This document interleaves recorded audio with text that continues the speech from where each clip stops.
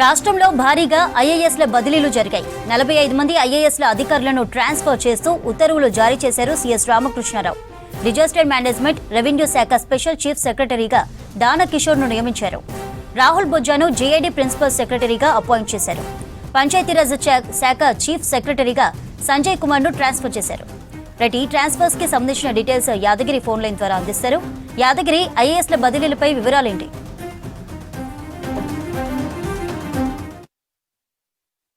వారిగా అధికారుల పనితీరు, తర్వాత ప్రభుత్వం అమలు చేస్తున్నటువంటి పథకాలకు సంబంధించి ప్రాధాన్యత, సో వీటన్నిటిని దృష్టిలో పెట్టుకుని అధికారుల పనితీరును ఎప్పటికప్పుడు మానిటరింగ్ చేస్తూనే ఈ ఐఏఎస్ల బదిలీలు అనేది చేస్తా ఉంది. అందులో భాగంగానే ఇవాళ జరిగినటువంటి ఈ ఐఏఎస్ల బదిలీలకు సంబంధించి కూడా అందులో భాగంగానే చెప్పొచ్చు. మొత్తం ఒకేసారి ఇవాళ చేసిన దాంట్లో 45 మంది ఐఏఎస్లను బదిలీలు చేశారు. కొంతమందికి సెక్రటరీ నుంచి ప్రిన్సిపల్ సెక్రటరీగా, మరికొంతమందికి ఆయా శాఖలో పనిచేస్తున్న వాళ్లకు మరో శాఖకు బదిలీ చేస్తూ ప్రభుత్వం కొద్దిసేపటి క్రితమే ఉత్తర్వులు జారీ చేసింది. ఇందులో మేజర్ గా మనకు చూస్తే సంజయ్ కుమార్ ప్రజెంట్ ఆయన ఇండస్ట్రీస్ కు సంబంధించిన శాఖకు ఆయన చీఫ్ సెక్రటరీగా ఉన్నారు. అయితే ఆయనను పంచాయతీరాజ్ శాఖకు బదిలీ చేశారు. అక్కడ ఉన్నటువంటి ప్రస్తుతం ఉన్నటువంటి శ్రీధర్ను అక్కడ నుంచి రిలీవ్ చేశారు.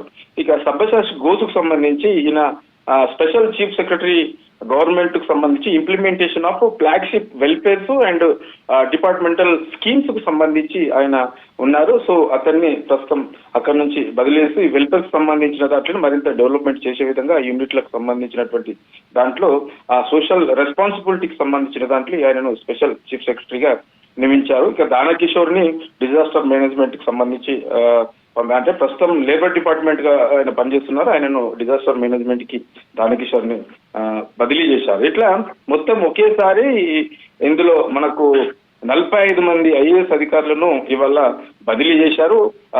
కొన్ని రోజుల క్రితమే కొంతమంది అధికారులను కూడా ఐఏఎస్ అధికారులను బదిలీ చేశారు. తర్వాత అంతకంటే ముందు ఈ జిల్లాల వారీగా పనిచేస్తున్నటువంటి కలెక్టర్లు ఎవరైతే ఉన్నారో ఆ కలెక్టర్లకు సంబంధించి అందులో కొంతమందిని కొన్ని జిల్లాల నుంచి మరికొన్ని జిల్లాలకు బదిలీ చేసినటువంటి సిచ్యువేషన్ మనం చూసాము. మేజర్ గా కాంగ్రెస్ ప్రభుత్వం తీసుకున్నటువంటి దాంట్లో ఈ పనితీరుకు సంబంధించి, తర్వాత ప్రభుత్వం ఎంచుకున్నటువంటి పథకాలు ఏవైతే ఉంటాయో, తర్వాత ప్రాజెక్టులు ఏవైతే ఉంటాయో వాటికి అనుగుణంగా అక్కడ పనిచేసే అధికారులకు సంబంధించి ఎవరెవరైతే ఎక్కడైతే బెటర్ గా పనిచేస్తారు, ఇంకా మరింత అవుట్పుట్ ఎక్కువగా తీసుకోవచ్చు అనే దాని మీద 1-2 సార్లు ప్రత్యేకంగా ఆలోచించిన తర్వాతనే ఈ ఐఏఎస్లకు సంబంధించినటువంటి శాఖల బదిలీలు అనేది చేస్తా ఉన్నారనే చెప్పొచ్చు చంద్ర.